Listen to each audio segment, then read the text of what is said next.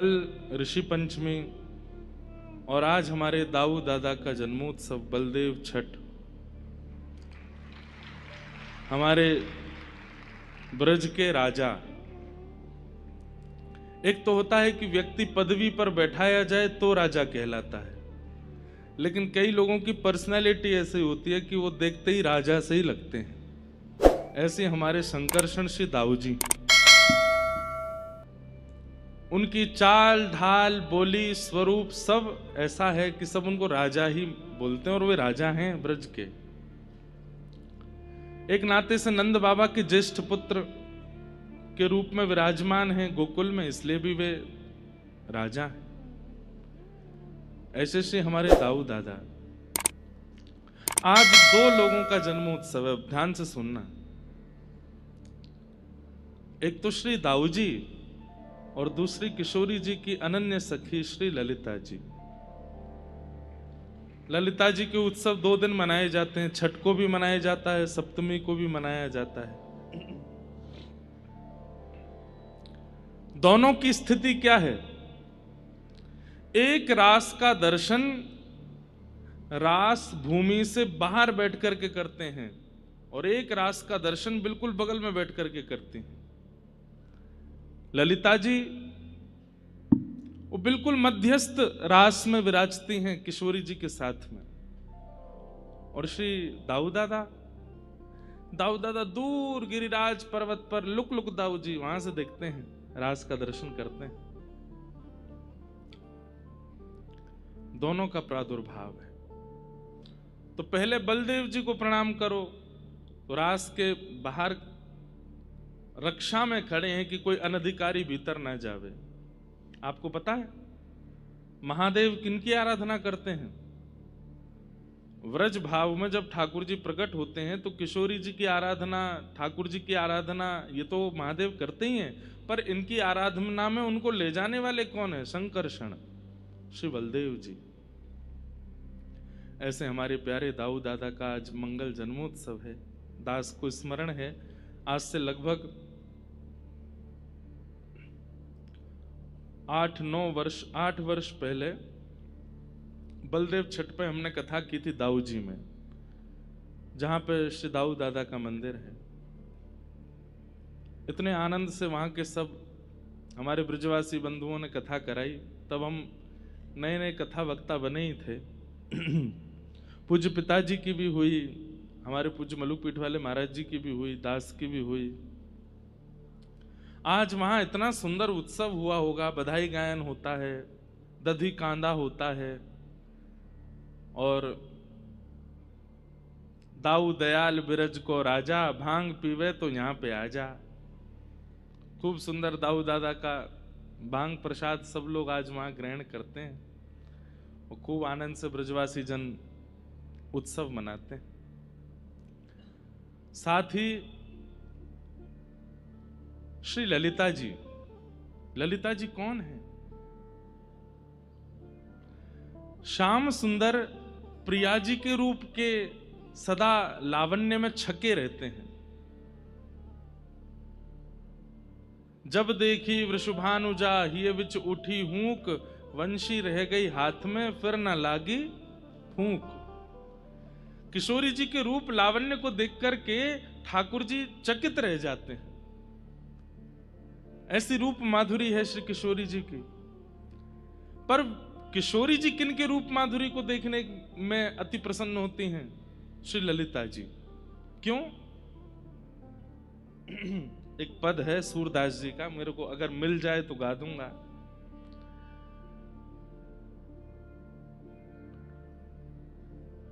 किशोरी जी और ललिता जी के रूप में बहुत भेद नहीं है। सामान्य लोग तो पहचान ही नहीं पाते कि दोनों में अंतर क्या है। निकुंज में जब किशोरी जी का श्रृंगार स्वयं ठाकुर जी करते हैं और ठाकुर जी श्रृंगार करके जब किशोरी जी को तैयार कर दें, पत्रावली का श्रृंगार कर दें, सुंदर वेणी गूंथ दें, तू अपनों श्रृंगार करत है, तू अपनों श्रृंगार करत है, ये दर्पण हाथ दिखावत है,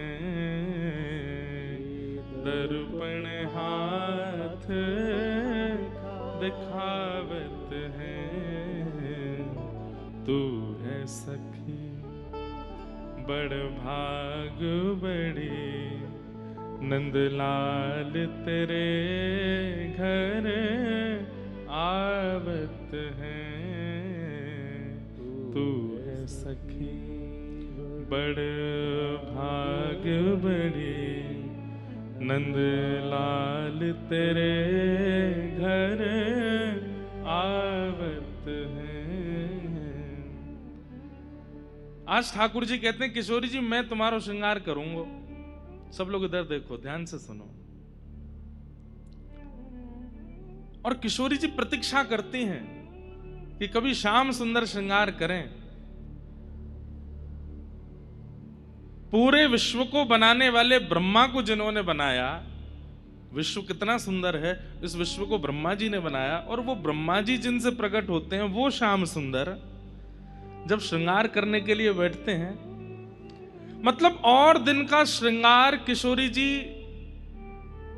ठाकुर जी को रिझाने के लिए करती हैं। पर श्याम सुंदर जब किशोरी जी का श्रृंगार करते हैं तो किशोरी जी बाहर नहीं जाती हैं, एक शीश महल में बैठी रहती हैं जहां दुनिया भर के शीशा लगे हुए हैं, और जब भी किशोरी जी नजर घुमाती हैं खुद को ही देखती रहती हैं और अपने ही रूप के श्रृंगार को देख करके इतनी प्रसन्न होती हैं। क्यों? ये बिंदी कितनी सुंदर है। क्यों सुंदर है? श्याम सुंदर ने अपने हाथ से धरी है। ये केश कितने सुंदर हैं। अरे कहां तक कहें, किशोरी जी अगले दिन जब स्नान के काजे जावे ना तो सब सखीन से कह दें ऐसे स्नान कर रही हूं कि पत्रावली मिटे नहीं। क्यों? श्याम सुंदर ने अपने हाथ से धराई है। जब तक हो तब तक ये विराजी रहे। इतना प्रिय है किशोरी जी को अपना श्रृंगार ठाकुर जी के द्वारा। अपने हाथों से केश गूंथते हैं, अपने हाथों से पत्रावली करते हैं, अपने हाथों से इस सर्वांगीण रूप का श्रृंगार करते हैं। और जब श्रृंगार करके किशोरी जी तैयार हो जाती हैं, तैयार होते ही किशोरी जी का सबसे पहला एक ही काम है, दर्पण लाओ मुझे देखना है। और ठाकुर जी उसमें फिर खूब परेशान करें, ना अभी ना दिखाऊंगा, ना एक देर ऐसे ही बैठी रहो। किशोरी जी के मुंह को देखन दो ना, मुंह को मेरो श्रृंगार कैसो किया आज आपने। बहुत अनुनय विनय करने के बाद तब ठाकुर जी बड़ों से दर्पण लेके आवे, वहां पर कपड़ा डाल दें और धीमे धीमे कपड़ा उठाते भय फिर पूछ लें अच्छा मैं रूप दिखाऊंगा तुम्हें कहा दोगी? बोले जो कहोगे सो दूंगी, एक बार दिखाए दो। अंत में जब ठाकुर जी कपड़ा हटाते हैं और दर्पण में जब किशोरी जी अपना रूप देखती हैं, वैसे तो इतनी सुंदर हैं, लेकिन आज श्याम सुंदर के द्वारा किए गए श्रृंगार को देखकर के किशोरी जी अपने रूप पर ही मोहित हो गए। और दिना तो श्याम सुंदर की बलैया लें, श्याम सुंदर किशोरी जी की बलैया लें, लेकिन कभी आपने कभी देखा आप खुद शीशा के सामने खड़े होकर अपनी बलैया ले रहे हो, वाह मैं कितना सुंदर। किशोरी जी के नेत्र सजल हो गए, इतना सुंदर श्रृंगार। किशोरी जी के मन में आयो ये छवि सदा मेरे नैनन में बसी रहे, बस ये जो मेरो कृष्ण के द्वारा श्रृंगार है ये मेरे सदा सन्मुख रहे, ऐसी मेरी इच्छा है। अपनी बलैयां ले रही हैं, अपनी नेत्रन को काजल धिटोना धर रही हैं और अपने ही प्रतिबिंब को दर्पण में देख करके किशोरी जी बोली हे ललिते तुम कितनी सुंदर हो। और तभी प्रतिबिंब में से श्री ललिता जी का प्रादुर्भाव हो गया। कौन है ललिता? ठाकुर जी का प्रतिबिंब किशोरी जी हैं और किशोरी जी का प्रतिबिंब श्री ललिता जी हैं।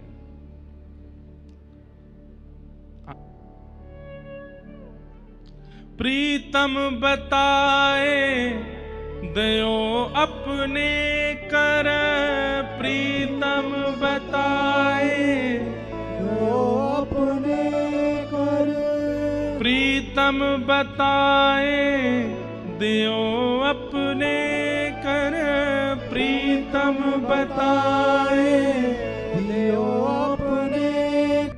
पर जब तक छल नहीं किया तब तक पहचान नहीं पाए आप किशोरी जी कौन सी हैं। ऐसी हमारी श्री लाडली जी, और उन लाडली जी को जो अति प्रिय हैं श्री ललिता जी, आज उनका प्रादुर्भाव है, आज उनका प्राकट्य है। ऐसे श्री ललिता जी को हम बारंबार प्रणाम करते हैं, वंदन करते हैं। ये सब निकुंज रस के भाव हैं।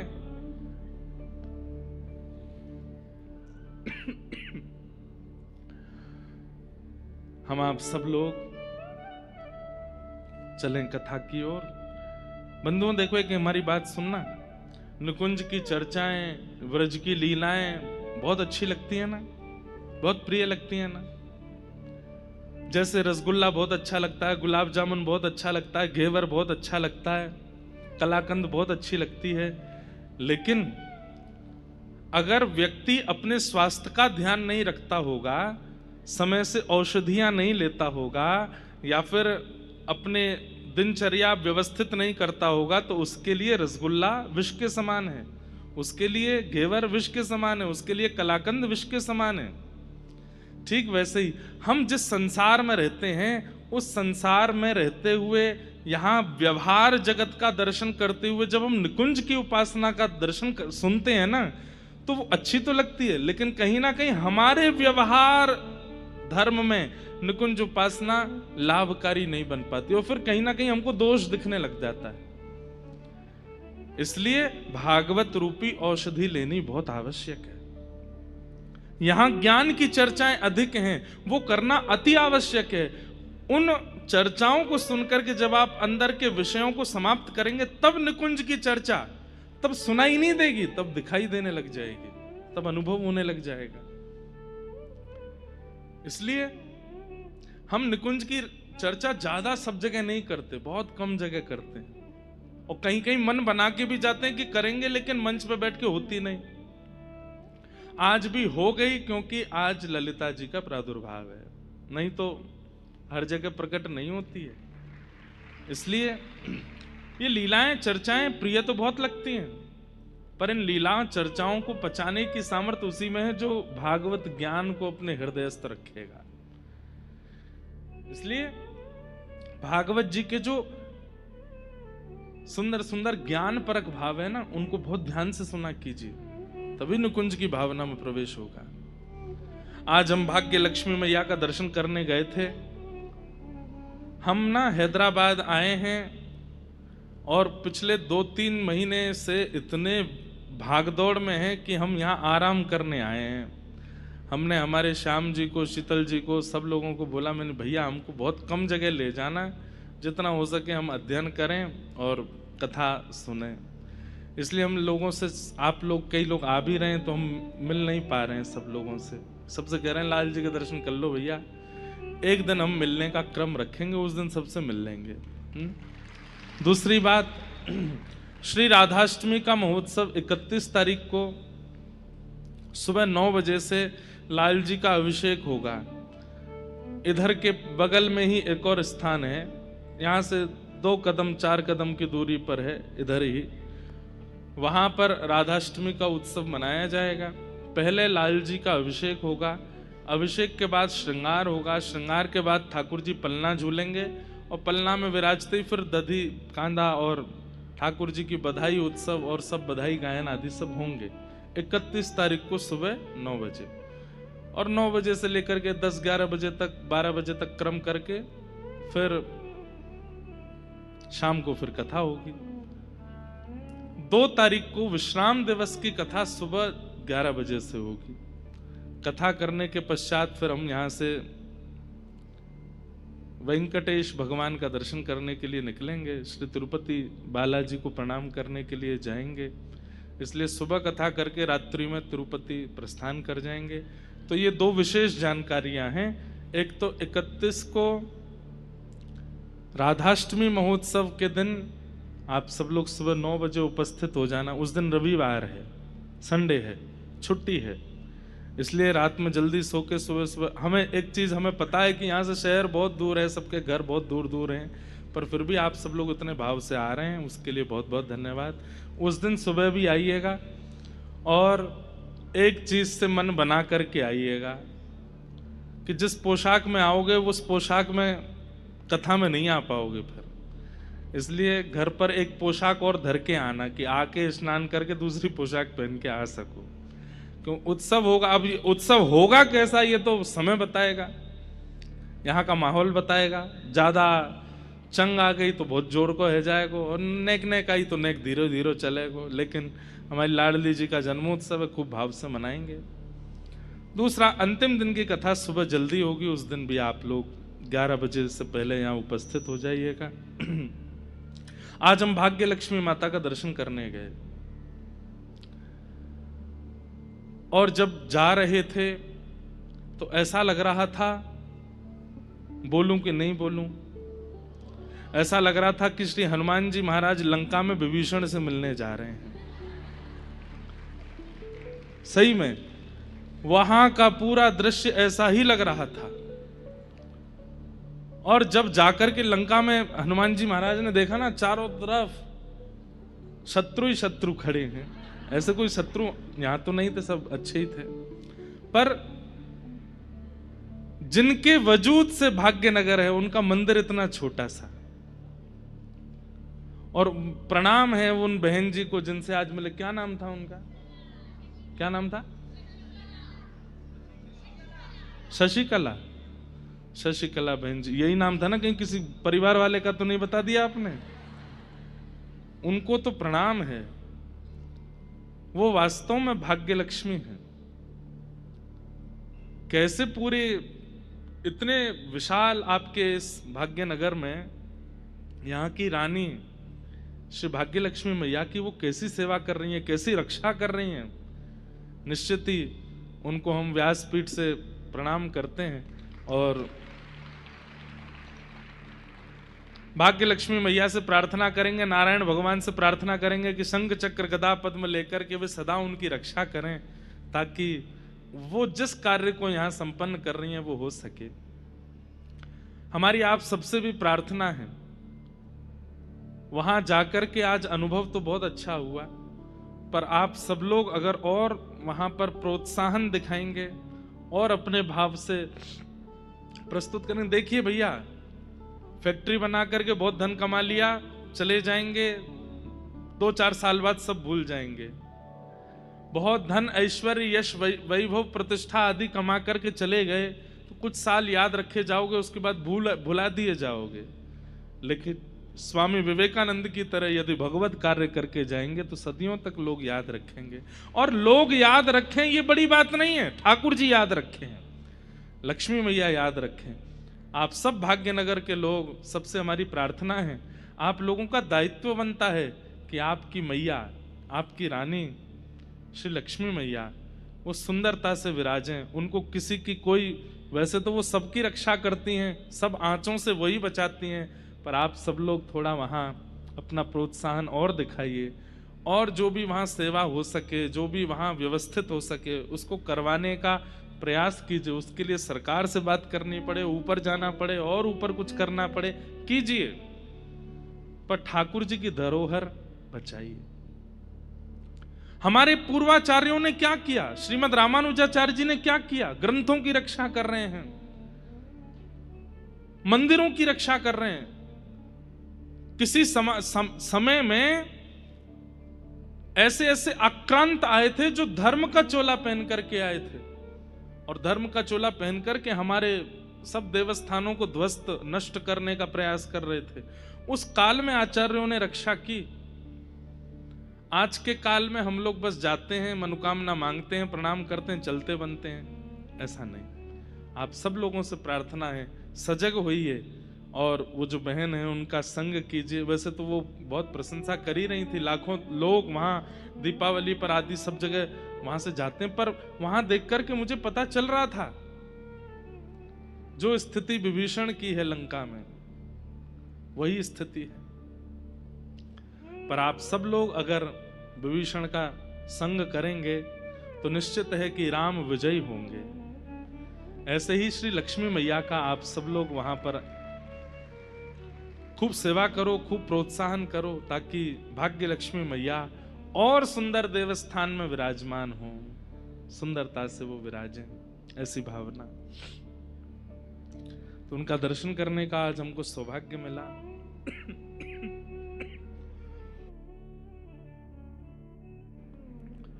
कल कथा में हम लोग सूत जी महाराज को व्यास मंच पर विराजमान कर चुके हैं। अब आगे के प्रसंग में हम लोग चलते हैं, बहुत सावधानी से सब लोग सुनिएगा। श्रीमद् भागवत की रचना क्यों की गई? सौनकादि ऋषियों ने सूत जी से प्रश्न किया, जब वेदव्यास भगवान 4 वेद लिख चुके हैं, इतने पुराणों की रचना कर चुके हैं, तो फिर भागवत पुराण एक और एक्स्ट्रा लिखने की क्या जरूरत थी?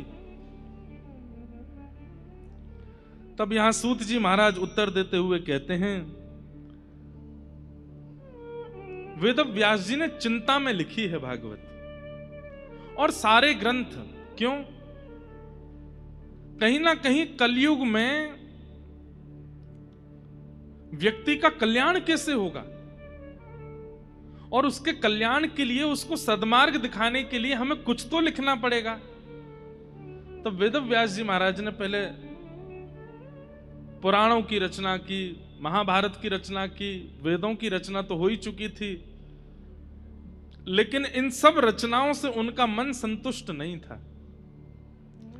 रचनाकार को पता होता है कि मेरी रचना उचित है कि नहीं, भले ही वो 4 लोग उसके सामने प्रशंसा करके चले जाएं, बहुत अच्छा बनाया, बहुत अच्छा बनाया, लेकिन वो जानता है कि अच्छा बना नहीं है। अगर श्रेष्ठ रचनाकार होगा तो, कई रचनाकार तो ऐसे होते हैं कि वो सामान्य सी चीज बना देते हैं और लोग बाग उनकी प्रशंसा कर जाते हैं तो वो और फूले नहीं समाते, देखा ये तो मैंने किया ही है। एक बात तो निश्चित है कि श्रेष्ठ गुणवान व्यक्ति, उसके गुण की बहुत प्रशंसा की जाएगी ना, वो स्वीकार नहीं करेगा। जिसमें गुण केवल उसके प्रारब्ध से या 4-5 लोगों की मदद से उसका गुण प्रकाशित हो गया है, वो व्यक्ति थोड़ा सा पॉपुलर हो गया है, 4-5 लोगों के कारण वो थोड़ा लाइमलाइट में आ गया है, उसका गुण इतना विशेष नहीं है, पर किसी के प्रोत्साहन से वो थोड़ा प्रकाश में आ गया, ऐसा व्यक्ति अपने गुण का अभिमान करेगा। लेकिन जो वास्तव में परिश्रम करके अपने गुण का निर्माण करता है, उसको अपने गुण की प्रशंसा अच्छी नहीं लगती। सब लोग प्रशंसा करते भी हैं, लाखों की तादाद में लोग उसके आगे पीछे चलते भी हैं, वो फिर भी मैं योग्य नहीं हूं, ये लोग कर रहे हैं, ये इनकी बात है, पर मैं योग्य नहीं हूं। वो सदा ऐसा ही मानता है अपने आप को। ये वास्तविक गुणवान व्यक्ति का लक्षण है, अपने गुण की प्रशंसा को स्वीकार नहीं करता। लेकिन कलयुग में तो ऐसे ऐसे लोग हैं कि कोई गुण नहीं बता रहा तो खुद ही बताने लग जाते हैं। एक बात याद रखिएगा, अत्यंत मूल्यवान वस्तुओं को छुपाया जाता है, प्रदर्शित नहीं किया जाता। हमारी माताओं से प्रार्थना कि सब बैठ जाएं और जिन्हें उठ के जाना है वो पीछे की तरफ बैठ जाएं, बीच में फिर कोई सुन रहे हैं उसके बीच में उठे नहीं, बस इतना ध्यान रखें। बहुत ध्यान से सुनिएगा। अत्यंत योग्य वस्तु को छुपाया जाता है, लेकिन कई लोग होते हैं वो अपने भजन का प्रकाश कर देते हैं। कभी किसी को अपना इष्ट भी नहीं बताना चाहिए, इतनी गूढ़ता रखनी चाहिए। अब मीराबाई, उनके प्रभाव से कितने लोग भक्ति मार्ग में आ रहे हैं, इसलिए अब मैं बोल सकता हूं, उस काल में नहीं बोल सकता था जब मीराबाई थी। मीराबाई ने किसको भजा? मेरे तो गिरधर गोपाल दूसरों नहीं कोई, गिरधर जन्म मरण रा साथी, याने नाय बिसरूं दिन राती। गिरधर गोपाल, गिरधर गोपाल, गिरधर गोपाल, गिरधर गोपाल, उनके हर पंक्ति हर पद में, अब कहां तक कहें, मीरा नाम लेते हैं और ठाकुर जी अपने आप याद आते हैं। आपके सामने कहते मीराबाई तो आपके चित्त में अपने आप प्रकट हो जाता, छोटे से गोपाल जी को गोद में लेकर के बैठी है मीराबाई। पर मीराबाई के इष्ट कौन है? राम, श्री राघव। और ये किसी को नहीं पता। और ना उन्होंने इस बात का कभी प्रकाश किया। मीराबाई के इष्ट राम हैं। हम वृंदावन में रहते हैं, गिरधर लाल जी की उपासना करते हैं, राधा रमन जी का नाम गाते हैं, राधा वल्लभ जी की चरित्र सुनाते हैं, पर इन सब तक पहुंचाने वाला वो गोपनीय इष्ट है जो मेरे चित्त में बैठा है, जिसका मैं प्रकाश नहीं कर रहा हूं, और उसका प्रकाश करना ही नहीं चाहिए। अपनी भक्ति का प्रकाश मत करो, अपने इष्ट का प्रकाश मत करो, गुरु मंत्र का प्रकाश मत करो, और प्रेम का प्रकाश मत करो। आप ठाकुर जी से कितना प्रेम करते हैं किसी को पता नहीं चलना चाहिए। आप जब ठाकुर जी के सामने हो तो सबको यही लगना चाहिए कि जैसे बाकी संसारी लोग हैं वैसे ये भी है, क्योंकि प्रकाशन से चोरों को पता चल जाता है कि सामग्री कहां रखी है। अंधकार हो तो चोर को पता ही नहीं है कि यहां हीरा रखा है, लेकिन वहीं लाइट जल जाए तो चोर एक दृष्टि में पता कर लेगा मणि कहां है, हीरा कहां है, पैसे कहां हैं। ठीक वैसे ही कलयुग ने अपने अनेक गण छोड़ रखे हैं हमारे आसपास, और वे सारे गण चोर हैं। वो केवल इसी बात को देख रहे हैं कि ये प्रकाश करे और इसकी भक्ति का हरण हम करें। मान के द्वारा, अभिमान के द्वारा, क्रोध के द्वारा, विषय के द्वारा, माया के द्वारा कलयुग के सारे गण हमारे उस मूल्यवान रत्न का अपहरण कर लेते हैं। कल यहां पर पूज्य श्री हरिवल्लभ शर्मा जी विराजमान थे। उनके सन्मुख उनका ज्यादा प्रशंसा तो मैं नहीं कर पा रहा था, पिता तुल्य हमारे उनके पूज्य पिताजी महाराज राष्ट्रपति पुरस्कृत पद्मश्री श्री स्वामी राम स्वरूप जी महाराज, जिन्होंने, हो सकता है बड़े बुजुर्ग जो यहाँ थोड़े लोग बैठे हैं उन्होंने रासलीला का दर्शन किया होगा, स्वामी श्री राम स्वरूप जी की रासलीला। स्वामी श्री राम स्वरूप जी के पूज्य पिताजी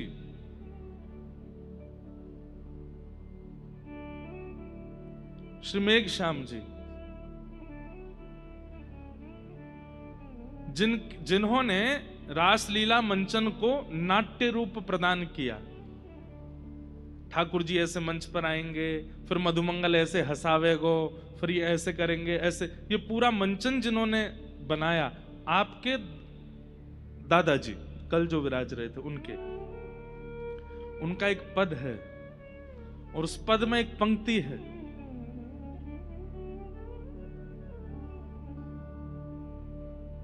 मन का रतन रख जतन से अनाड़ी, मन का रतन रख जतन से अनाड़ी। हम लोगों को अनाड़ी बोल रहे हैं, अरे अनाड़ियों, मन का रतन रख जतन से अनाड़ी, मन का रतन रख जतन से। क्यों? यहाँ आगे चोरों की बस्ती है भारी, यहाँ आगे चोरों की बस्ती है भारी। हमारे मन को चुराने वाले कितने चोर हैं संसार में, चोर ही चोर भरे पड़े हैं। किसी का मन हैदराबाद की इडली ने चुरा रखा है, किसी का मन बेंगलोर के डोसा ने चुरा रखा है, किसी का मन बंबई के बड़ा पाव ने चुरा रखा है, किसी का मन दिल्ली के छोले भटूरों ने चुरा रखा है। कितने चोर हैं। अब तो चोर कैसे, जैसे ही फ्लाइट लैंड करता है दिल्ली में छोले भटूरे दिखने लग जाते हैं। वो मन का अपहरण कर चुके हैं।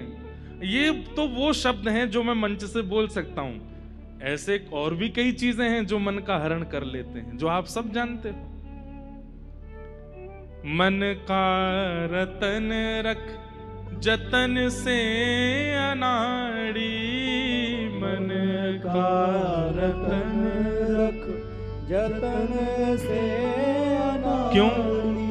यहाँ आगे चोरों की बस्ती है भारी, यहाँ आगे चोरों की बस्ती है भारी। अरे आप कह रहे हो हमें कोई नहीं चुराएगा, अरे ज्ञानी लुटे गुमानी यहाँ पल में लुट जाए लाखों का डेरा, पग बढ़ा हो ना जाए अंधेरा, पग बढ़ा हो ना जाए अंधेरा।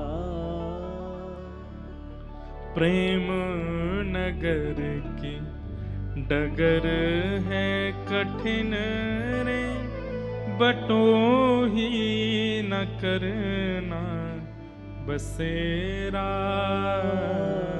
पग बढ़ा हो न जाए अंधेरा, पग बढ़ा हो न जाए। इसलिए हमारी बात ध्यान से सुनिए, इष्ट का प्रकाश मत कीजिए। आपके इष्ट कौन हैं उनको छुपा के रखो। दूसरा, गुरु मंत्र का प्रकाश मत कीजिए, उसको छुपा के रखिए। तीसरा, आपका ठाकुर जी से कितना प्रेम है इसका प्रकाश मत कीजिए। मैं तो अपने गोपाल जी को दिखाए बिना कुछ पाती नहीं, हम तो अपने गोपाल जी की सेवा किए बिना पानी पीते नहीं। क्यों बताना है आपको? नहीं बताइए ना। आचार्य चरण जब घर आते हैं ना, कोई रसिक जन घर आते हैं, उस समय मौन रहिए, ज्यादा से ज्यादा बोला मत कीजिए, हम ऐसे करते हैं हम ऐसे करते हैं। वो इतने दीर्घ बुद्धि होते हैं, वो सब समझ जाते हैं घर देखते ही कि कौन कितनी सेवा में, कौन कितना, रसोई कितनी पवित्र है। जल का एक घूंट पीते ही उनको सब पता चल जाता है। आप जब बताते हैं ना तो वो समझ जाते हैं है कुछ नहीं बताया जा रहा है। हाँ, वो रसिक इतनी उच्च कोटि का नहीं होगा तो वो खुद पूछने बैठ जाएगा, अच्छा सेवा कैसे करते हो, आदि आदि बात सब भाव है। नहीं तो वो अपने आप समझ जाते हैं कौन कितना कैसे। इष्ट का प्रकाश नहीं, मंत्र का प्रकाश नहीं, प्रेम का प्रकाश नहीं, इन तीन चीजों का प्रकाश नहीं करना है। भक्ति का प्रकाश नहीं, जितनी हो सके अंतर्निष्ठ करो। नहीं पता चलने दीजिए किसी को कि आप कितने बड़े भक्त हैं, कितने बड़े वैष्णव हैं। क्यों? प्रकाश से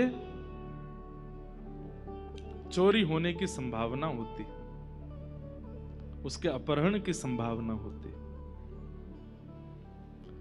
वेदव्यास जी महाराज का चित्त अभी प्रसन्न नहीं है। क्यों? इतना सब कुछ लिख दिया लेकिन मेरे मन को संतुष्टि नहीं है। और अच्छे रचनाकार का यह स्वरूप होता है कि वो अपनी रचना चाहे जितनी अच्छी बना ले, वो संतुष्ट होता ही नहीं है। हमें 10 साल हो गए कथा करते हुए, हम अपनी कथा से संतुष्ट नहीं होते। कई लोग कहते हैं आप भागदौड़ क्यों करते हो, एक के बाद एक कथाएं क्यों कर रहे हो, कुछ आराम कर लो। भाई आराम वो करता है जो संतोष हो जाता है, जिसको कि हो गया भाई, हमारा भजन तो हो गया, हमारी कथा तो हो गई, हमने तो सेवा कर ली। जो ऐसा सोचता है हो गया, वही तो सोने जाता है।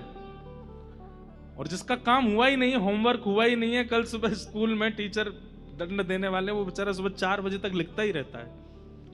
और ऐसा व्यक्ति ही भक्ति मार्ग में, संसार के मार्ग में जितना हो सके अपने कार्य से संतुष्ट हुआ कीजिए। कितना कमाया आज? 500 रुपया कमा, बहुत है, चल जाएगा काम। आज कितना कमाया? आज 1 लाख कमाया, ये भी बहुत है, चल जाएगा काम। लेकिन भक्ति मार्ग में सदैव अपनी भक्ति से असंतुष्ट रहिए। आज कितना नाम जप किया? 2 लाख तो हो गया, अभी तो बहुत कम है। 2 लाख क्या होता है? 2 लाख तो कोई करता ही नहीं होगा हम में से, पर फिर भी एक शब्द कह रहा हूं, इतना भी हो जाए तो भी उससे असंतुष्ट रहिए। अपने ठाकुर जी का खूब सुंदर बंगला बनवा दिया और सब कुछ करने के बाद आरती पूजा सब कर दी, उत्सव मनाने के बाद सब बहुत बढ़िया उत्सव था, अभी तो हुआ ही नहीं, इससे भी अच्छा हो सकता था। सदैव ऐसी भावना। इससे क्या होगा? आप भक्ति मार्ग में और अपने आप को आगे ले जाते रहेंगे और वर्धन होता रहेगा और आपकी भक्ति प्रकाशित होती रहेगी। तो पहली बात, प्रकाश मत कीजिए। और दूसरी बात, अपनी सेवा से, अपने भजन से, अपने भाव से कभी संतुष्ट मत होइए। वेदव्यास जी महाराज थोड़े असंतुष्ट हैं। मैंने इतना कुछ लिख दिया, लेकिन अभी तक मेरे को लगता है कि जो मेरे चित्त में भाव था वो मैं लिख ही नहीं पाया हूं। तब वहां नारद जी का आगमन हुआ और नारद जी महाराज ने आकर के कहा,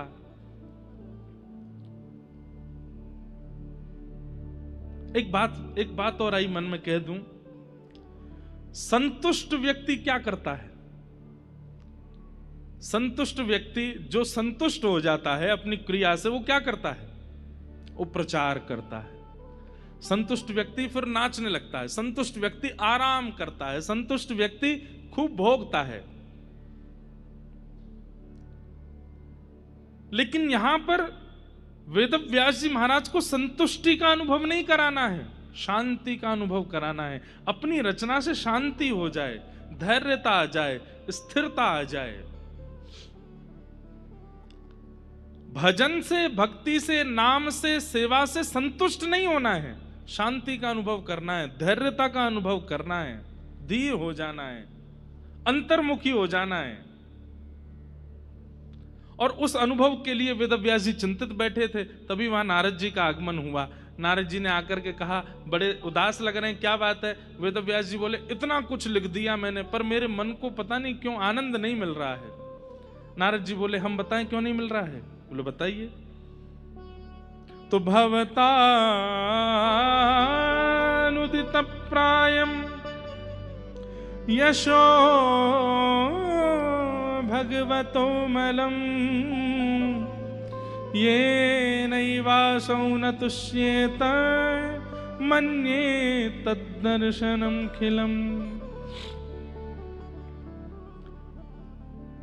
आपने जितने भी ग्रंथ लिखे हैं ना अभी तक वेदव्यास जी, उन सब में आपने ठाकुर जी के प्रभाव का प्रकाश किया है, ठाकुर जी के स्वभाव का प्रकाश नहीं किया। ठाकुर जी का प्रभाव क्या है? महाभारत युद्ध होना था, पांडवों की सेना इतनी नहीं थी, लेकिन अर्जुन ने जब ठाकुर जी को मांग लिया तो ठाकुर जी सारथी बन करके गए, और सारथी बन करके गए, अपने ज्ञान उपदेश से ऐसा ज्ञान अर्जुन को दिया, विशाल सैन्य सागर को कौरवों की अर्जुन ऐसे लांग गया जैसे कोई गाय के खुर के गड्ढे को पार कर जाता हो। अब ये क्या है? ठाकुर जी का प्रभाव है। बिना शस्त्र उठाए अर्जुन को जिता दिया, ये ठाकुर जी का प्रभाव है। बीच युद्ध मैदान में खड़े होकर के ठाकुर जी ने ज्ञान उपदेश किया, ये ठाकुर जी का प्रभाव है।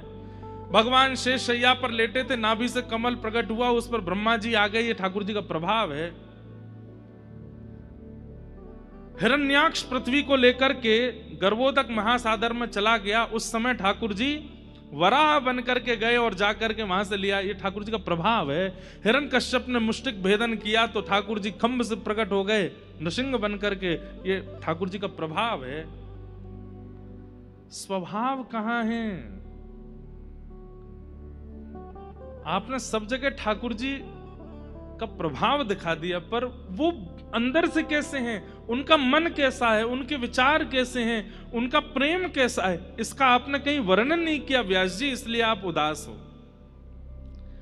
भवतानुदित प्रायम यशो भगवतो मलम, भगवान के निर्मल यश का आपने वर्णन नहीं किया, इसलिए आपका चित्त उदास है।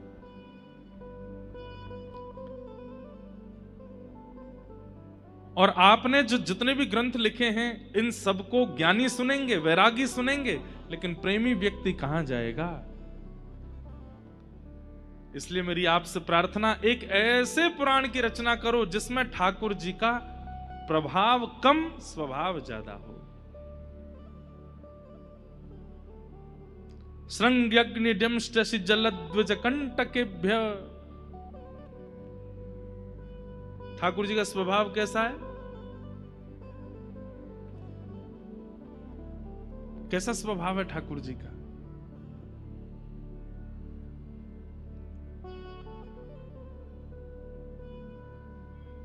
भगवान जब शांति दूत बनकर के गए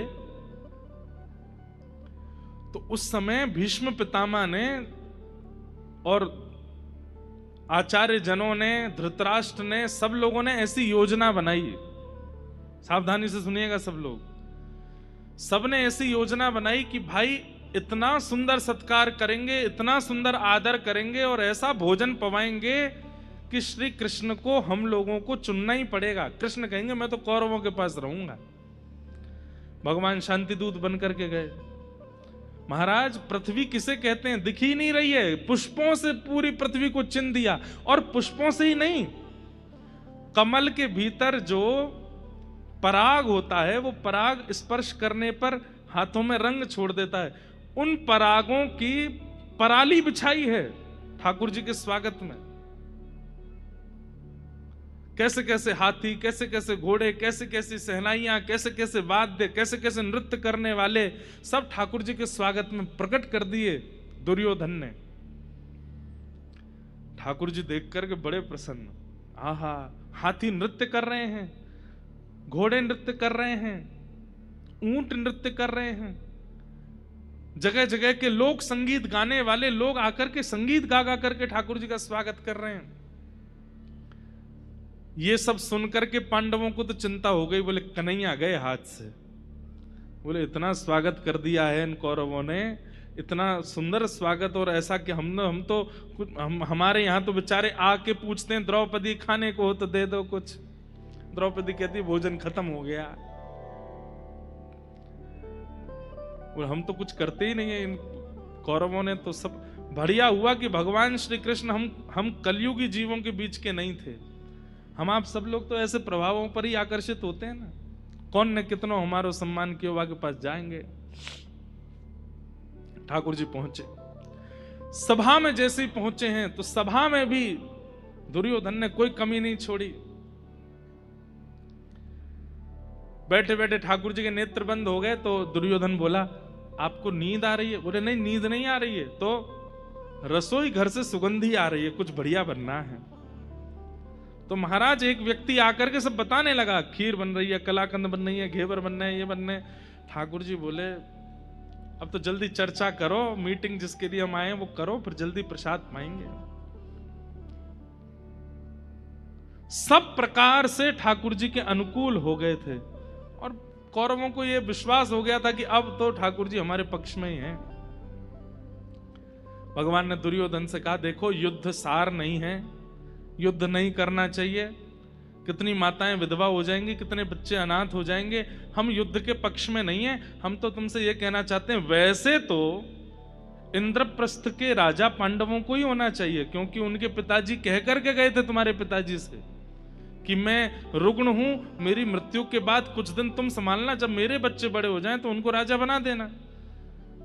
तो वैसे मूल बात तो यह है कि पांडवों को राजा होना चाहिए, लेकिन चलो अब तुम बैठ गए हो राज्य गद्दी पर, तो कम से कम इतना तो करो कि संपूर्ण भारत में से 5 गांव दे दो। 5 गांव अलग अलग 5 पांडव बांट लेंगे, उसमें रह लेंगे। दुर्योधन बोला ये तो आपने ऐसी बात कर दी कि शरीर में 5 फोड़े ही तो हुए, रहने दो। हाथ तो जीवित है, पैर तो स्वस्थ हैं, आंखें तो स्वस्थ हैं, कान तो स्वस्थ हैं, लेकिन 5 फोड़े अगर मैं रहने दूंगा तो एक दिन वो फोड़े इतने विशाल हो जाएंगे कि मेरे पूरे शरीर को ले जाएंगे।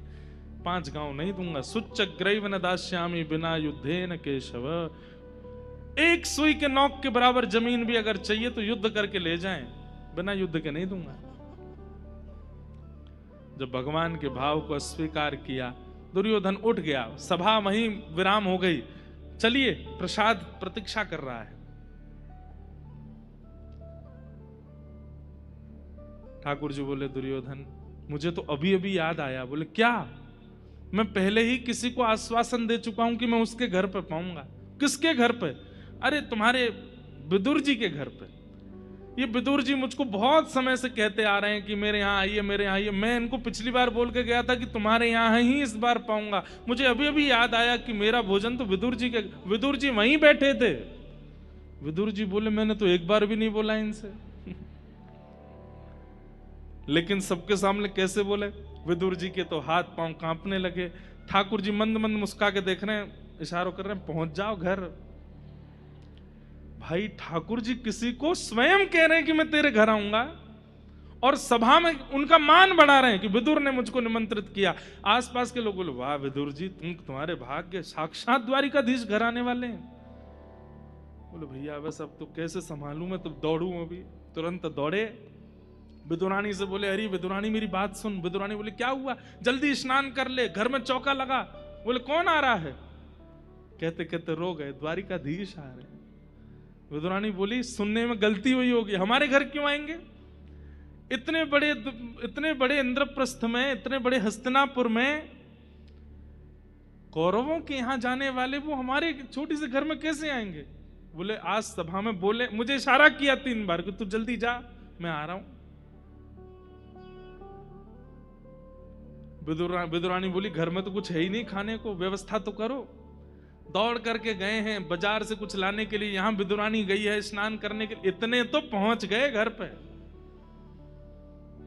बाहर द्वार पर टेक लगा करके खड़े हैं, खटखटा रहे हैं, जल्दी खोलो। विदुरानी ने जब खोलो शब्द सुना, वही, कौन है बाहर?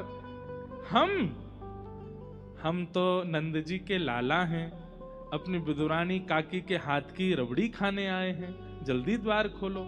इतना प्रेम प्रकट कर रहे हैं, किसी को विश्वास ही नहीं हो रहा है।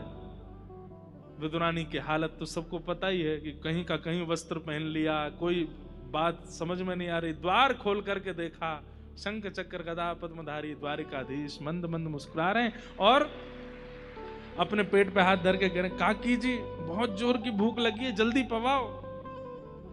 आइए ना। श्याम सुंदर भीतर गए, उल्टे पाटे पर बैठ गए।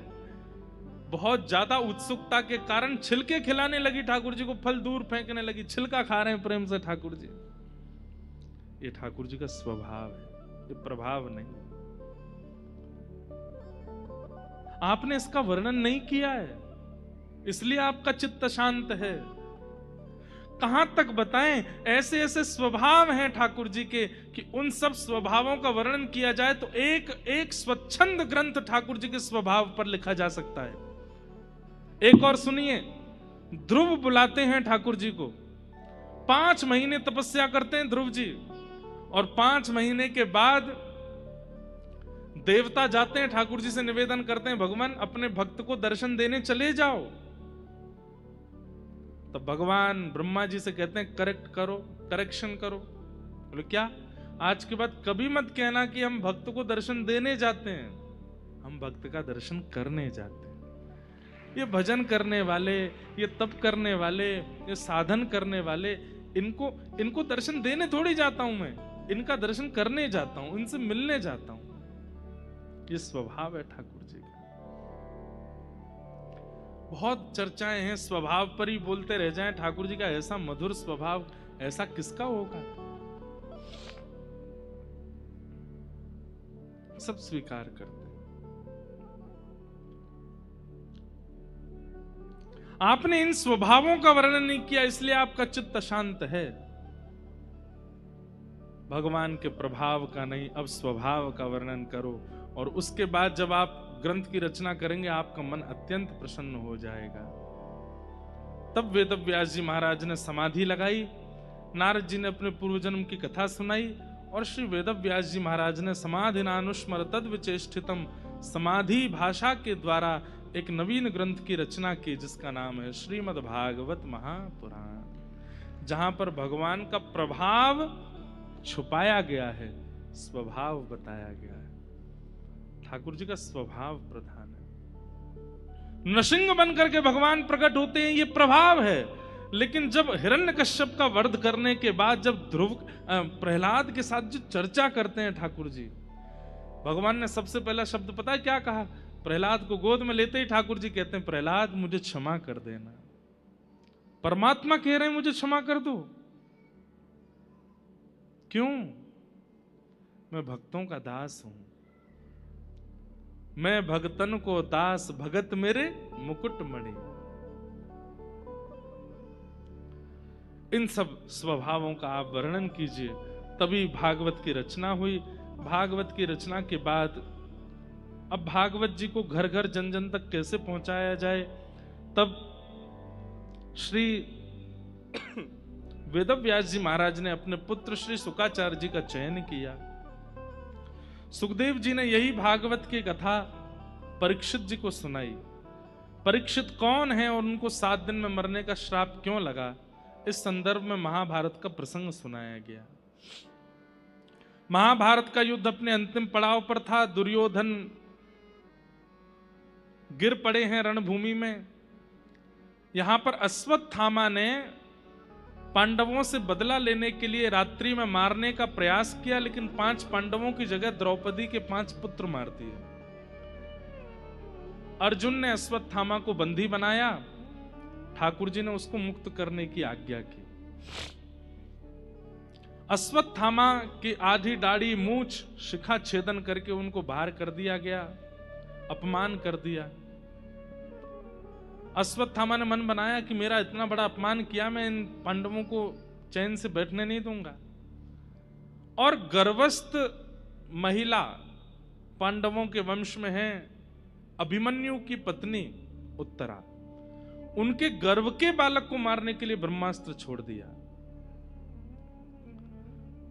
उत्तरा ने जाकर के भगवान से प्रार्थना की तो भगवान ने गर्भ में जाकर के उस बालक की रक्षा की। वही बालक परीक्षित हुए। कुंती ने भगवान की स्तुति गाई, भीष्म पितामह ने भगवान की स्तुति गाई, और भगवान पांडवों पर कृपा करके वापस द्वारिका को प्रस्थान कर गए। बहुत विस्तृत प्रसंग है ये, आज और कल भी लगा देता तो भी नहीं भूलता, लेकिन आज मैं इस सब भावों को कम कहा है ताकि आगे की कथा का विस्तार कर सकूं।